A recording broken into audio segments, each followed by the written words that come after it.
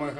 మాతృదేవో భవ, పితృదేవో భవ, ఆచార్యదేవో భవ, అతిథి దేవో భవ. హరి ఓం తత్సత్.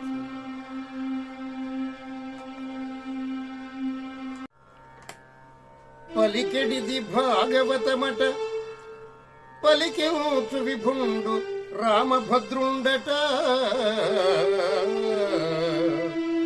నే పలికిన భవహరమగునట, పలికెద వేరొండుగాద పలుకగనేలా.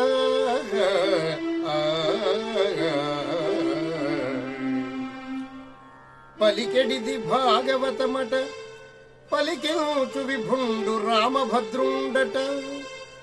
నే పలికిన భవహరమగునట, పలికెద వేరొండుగాథ పలుకగనేల.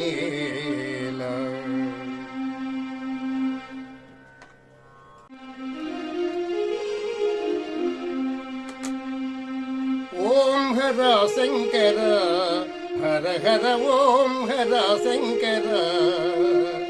వందనం దిగంబర వందిత పురంధర, వందనం దిగంబర వందిత పురంధర. ఇందు దురంధర హిమాచలగ్రమందిర. ఓం హర శంకర హర హర ఓం హర శంకర.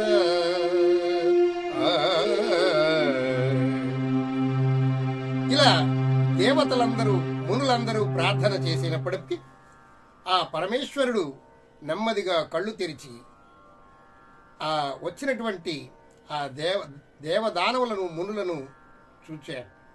పరమేశ్వర పాహి పాహి పాహి పాహి, మమ్మల్ని కాపాడి రక్షించవయ్యా.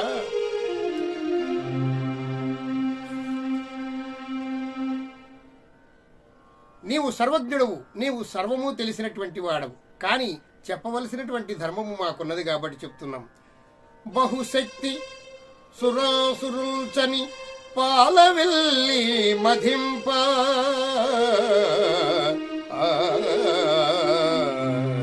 ఓ పరమేశ్వర, బహుశక్తి సురాసురులుచని పాలవెల్లిని మధింప. హాలాహలంబు జనించే ఏరి కలంఘ్యమై భువనంబు కోలాహలంబుగ చేసి. చిచ్చుటన్లాగమంగొని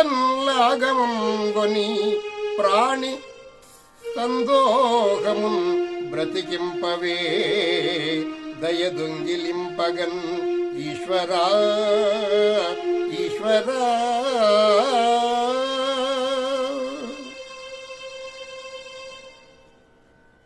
రాక్షసులు దానవులు రాక్షసులు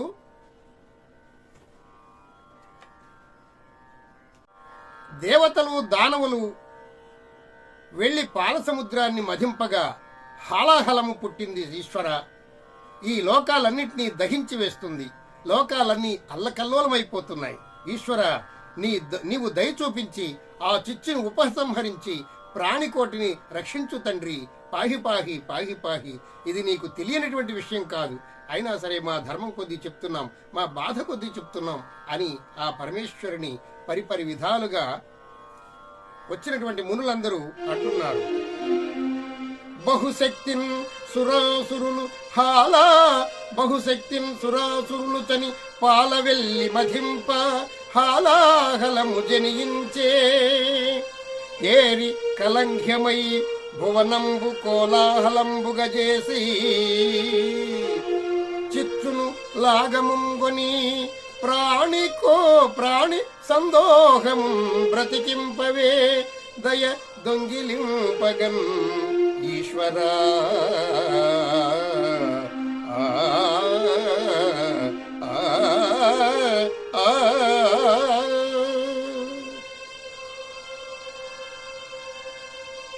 దేవతలు రాక్షసులు వెళ్లి పాలసముద్రాన్ని చిలుకుతూ ఉండగా హాలాహలం జనించింది. పరమేశ్వర, ఈ హాలాహలాన్ని నీవే ఈ బాధ నుండి మమ్మల్ని రక్షించాలి. దీనిని ఎలా ఆపాలో ఎవరికీ తెలియడం లేదు తండ్రి.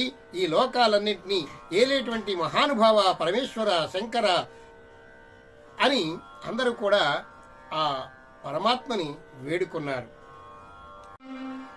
కొందరు కలడందురు నిన్ను, కొందరు కలడందురు నిన్ను, కొందరు లేడందురు అతడు గునిగాడనుచు. కొందరు కలడందురు నిన్ను, కొందరు లేడందురు అతడు గుణిగాడనుచు. కొందరు కలడని లేడని కొందల మందుదురు నిన్ను గూర్చి మహేశ.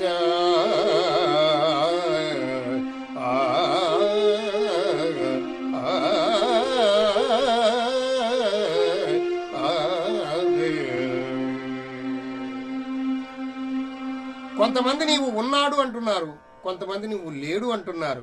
స్వామి, నీవు ఉన్నావని మాకు తెలుసు. ఈ విపత్తు నుండి కాపాడేటువంటి మహానుభావ, ఈ విషాగ్ని నుండి నీవే రక్షించాలి తండ్రి అని ఆ వచ్చినటువంటి దానవులందరూ కూడా, దేవతలందరూ, మునీశ్వరులందరూ కూడా వేడుకొన్నారు. లంపటము నివారింపను, లంపటము నివారింపను సంపద కృపసేయ జయము సంపాదింప. చంపెడి వారి వధింపను సొంపారగ నీకె చెల్లు సోమార్థధర.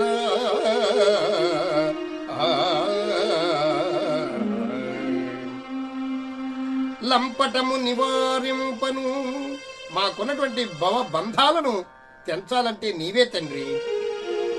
లంపటము నివారింపను, పైగా సంపద కృపసేయ జయము సంపాదింప. మాకు సంపదలు ఇవ్వాలంటే నీవే తండ్రి. వాస్తవానికి ఆ పరమేశ్వరుడే మనకి సంపదలు ఇస్తూ ఉంటాడట. ఆ పరమేశ్వరుడు ఈ ఎల్ల చరాచర జగత్తుని ఆయనే రక్షిస్తూ ఉంటాడు.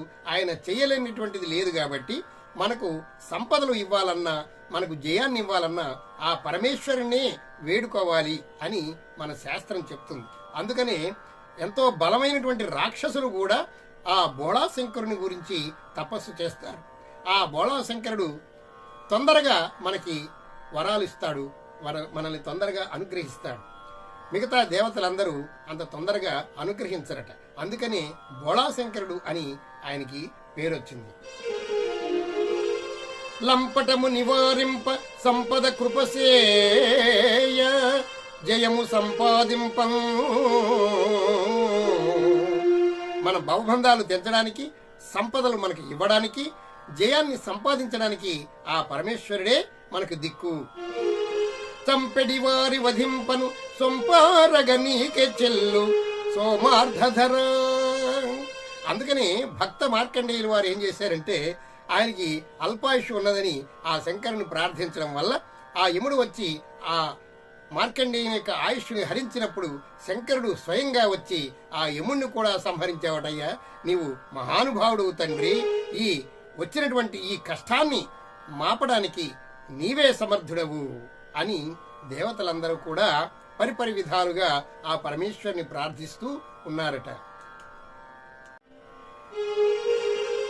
నీకంటే నుండిరుగము, తండ్రి నీవు తప్ప మాకింకెవరున్నారు మమ్మల్ని కాపాడడానికి?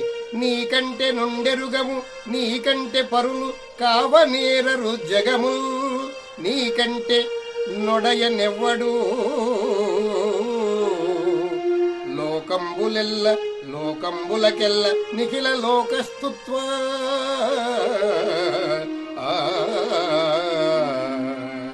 ఓ పరమేశ్వర, నీకంటే మాకు ఎవరున్నారు? మాకెవరూ తెలియదయ్యా.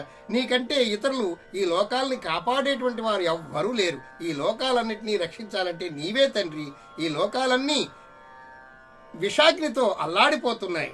ఈ లోకాలన్నిటికీ నీవే ప్రభు, కాపాడు తండ్రి ఈశ్వర అని పరిపరి విధాలుగా ప్రార్థన చేస్తూ ఉన్నట్ట.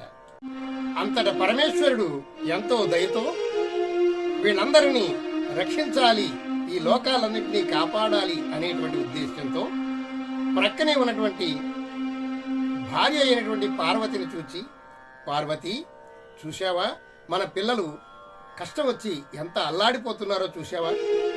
వారికి కష్టం వచ్చినప్పుడు మనమే కదా కాపాడాల్సింది, మరి ఏం చేయమంటావు అని భార్యని అమాయకంగా ప్రశ్నిస్తున్నట్ట శివశంకరుడు. చూశారా, పరమేశ్వరుడంతటి వాడు కూడా తన యొక్క భార్య యొక్క సలహా తీసుకుని ముందుకు వెళ్ళడం జరుగుతూ ఉంటుంది. అంచేత వారు ఆది దంపతులుగా పేరు పొందారు. ఎవరైనా సరే దాంపత్య జీవితం ఆనందమయంగా సాగాలంటే భార్యాభర్తలు ఇరువురు కూడా ఒకరినొకరు అర్థం చేసుకొని అరమలికలు లేకుండా, ఒకరికి తెలియని రహస్యాలు ఇంకొకరికి లేకుండా ఇద్దరూ కూడా అన్యోన్యంగా సఖ్యతగా ఉన్నట్లయితే వారు పార్వతీ పరమేశ్వరులుగా మనం గుర్తించవచ్చు. ఏ చిన్న విషయమైనా భార్యతో చెప్పి మనం ముందుకు అడుగు వేసినట్లయితే భార్య మనకు తగినటువంటి సలహా ఇస్తూ ఉంటుంది. భార్యను మించినటువంటి గొప్ప మంత్రి మనకు లేడు అని మన శాస్త్రాలు చెప్తున్నాయి కదా. అందుచేతనే పరమేశ్వరుడు ఆయన ఆచరించి మనకి ఆచరించేలా చెప్తున్నారు. పార్వతి, ఏమంటావు? మన పిల్లలందరూ వచ్చారు, ఏం చేయాలి? ఇప్పుడు విషం పుట్టింది, వారేదో సంపదల కోసం క్షీరసాగరాన్ని మధిస్తున్నారట.